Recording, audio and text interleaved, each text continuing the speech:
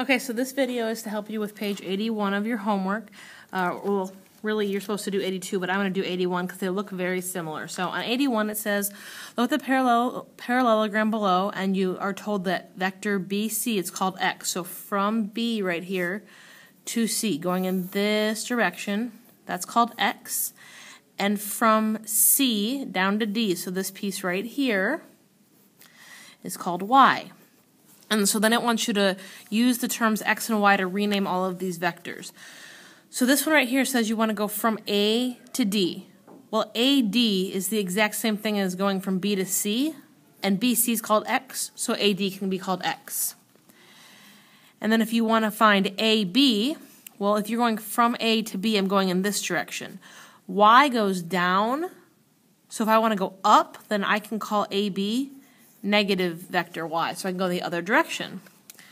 BA is very similar to AB, only I'm going in the down direction. Well, y goes in the down direction, so this is just called y.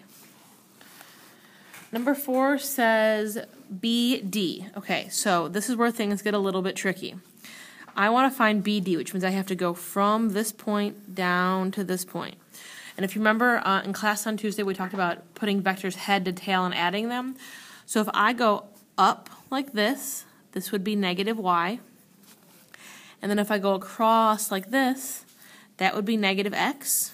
So if I do negative y plus a negative x, then I can go from B down to D. So to make BD, it is going to be negative y plus vector or negative x.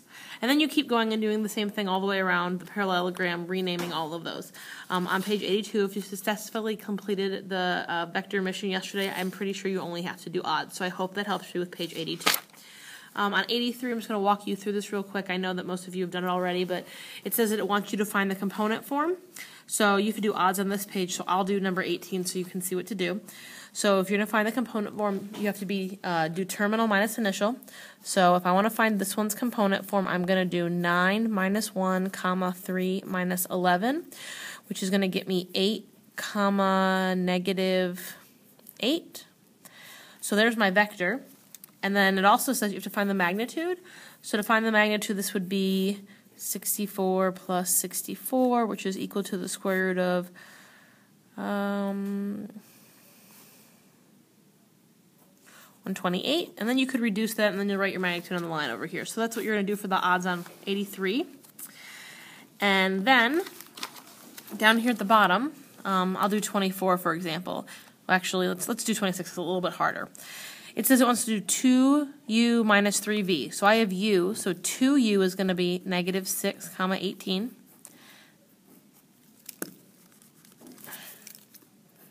Minus 3v is going to be, can't seem to draw my brackets today. 3v is going to be equal to 12, negative 18. And then when you subtract these, negative 6 minus 12 is going to be a negative 18. Comma 18 minus a negative 18, which means you're really going to end up adding is going to be a 36. So there's your resultant vector for number 26. Okay, last little bit of homework you're going to need some help with. So on pages 84 and 85, you have to do some story problems. So you have to do these odd problems, and the best way to do this is to draw a picture. And the same thing on page 85. So let's say I do number 2, and then if you have more questions in class, then I will help you with more of them. 1 and 3 are a little bit tricky, so let's make sure someone asks how to do those in class tomorrow. So number 2 says that in navigation, the bearing or course of a ship of an airplane is measured clockwise from north. So an airplane is traveling at a course of 120 degrees. So I'm going to start at due north, and it says 120 degrees, which means I'm going to have my 90, and then a little bit more like this. So I know that this piece right here is 30, and this piece right here is 90, because 90 and 30 make my 120. And it says that my speed, or my length, or my vector, my magnitude is 500.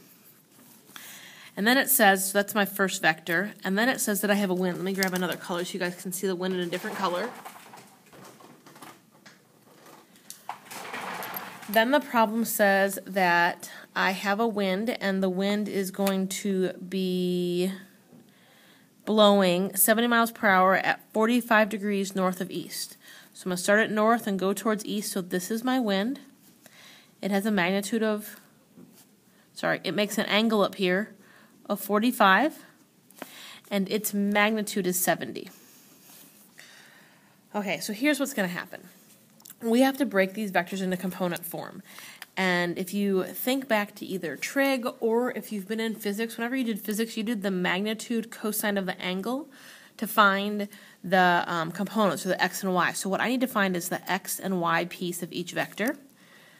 And so to do that, I'm going to do purple for the wind. What you're going to do is you're going to take the magnitude. So for the wind, it's 70 cosine of 45 degrees, comma, 70 sine of 45 degrees.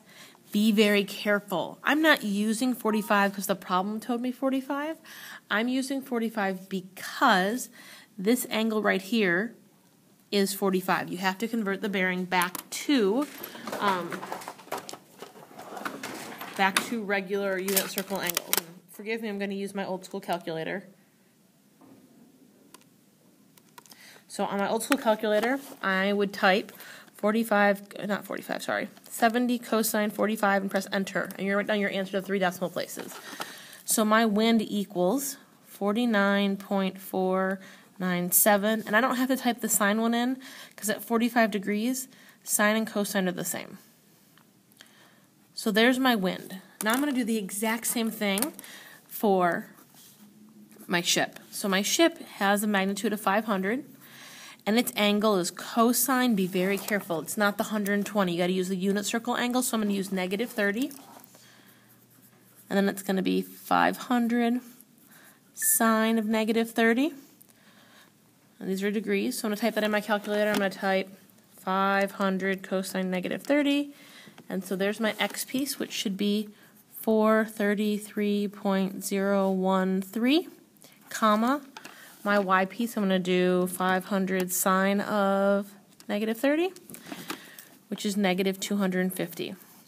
So for my purple vector, I move this far sideways on the x and this far up and down on the y. And then for my wind vector, I move this far sideways on the x and that far up and down on the y.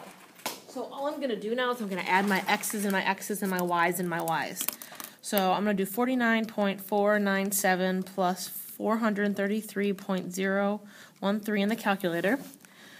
So you're going to get that it's 482.51, and then you're going to do the same thing for the y, so 49.497 plus your negative 250, and you're going to get negative 200.503. So there's my x and my y component. So the problem said find the airplane's resultant speed and direction. So this is my resultant vector. Now that I have my vector, I can find the speed, and I'm going to kind of keep going down to number 3 because I'm going to run out of space. But if I want to use this vector and find its speed, you're finding the magnitude. So all I'm going to do is take the square root of 482.51 squared plus my negative 200.503 squared. Please make sure you put parentheses around it because we're going to square the negative. It's going to become positive. So I'm going to type this in my calculator. 482.51 squared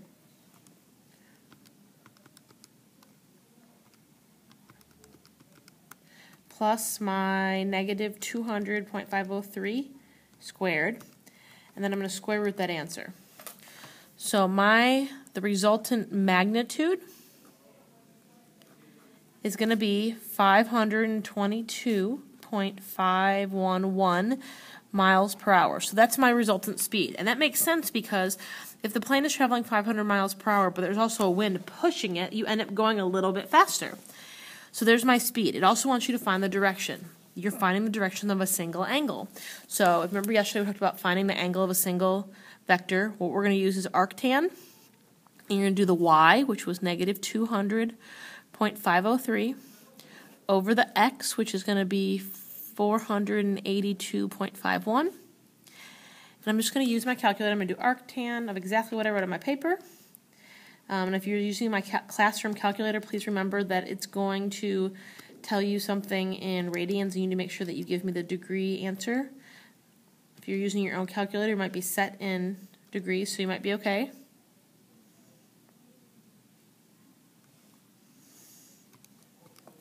And so it tells me that theta is equal to negative 22.565 degrees. Okay, here's the only trick to the problem. This thing right here, this angle, is telling me this angle. I need to know the bearing because the problem started in bearing. So I don't just need this little angle. I need to pretend like I started at north and go all the way around. So to my answer, I need to add 90.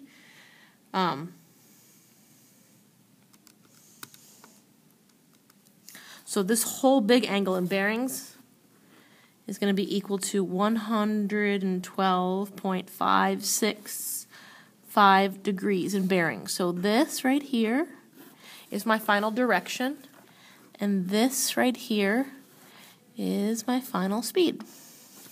I hope that helps you out.